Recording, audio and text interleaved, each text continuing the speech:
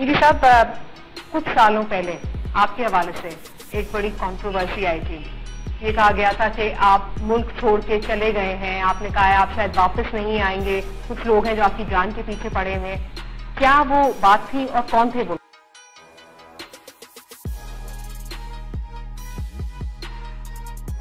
अच्छा, मेरे पास एक ग्रुप आता था, बेनजीर का दौर था, बेनजीर को हटाना चाहता था, लेकिन मेरे कंधे पे बंदूक चला के हटाना चाहता। मैं इनको इनकार कर। कौन था उस ग्रुप? हमीद गुल, इमरान खान, ऐसे ग्रुप।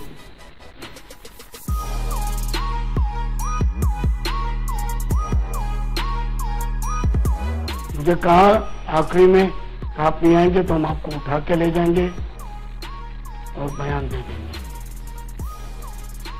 फिर कहाँ जाओगे? मैंने उसी रात को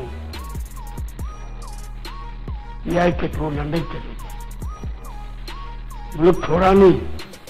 वहां जाके बीबीसी को बता दिया, दुनिया को अचंभे में डाल दिया।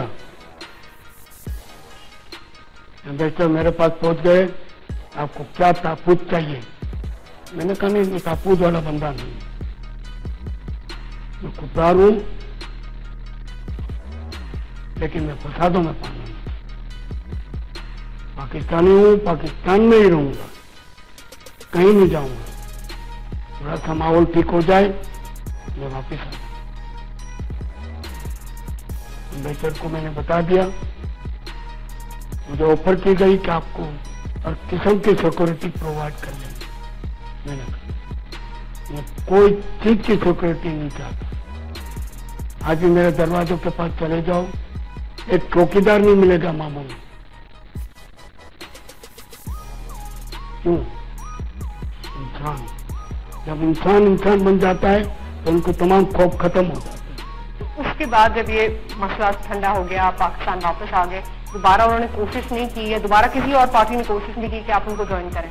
नहीं, फिर मुझसे कोई मिला ही नहीं। मेरी पोजीशन क्लियर हो गई कि ये सियासतदान नहीं है, ये मजहबी ठेकेदार नहीं है, सामाजिक ठेकेदार नहीं है, कि इंसान है, इंसानी है।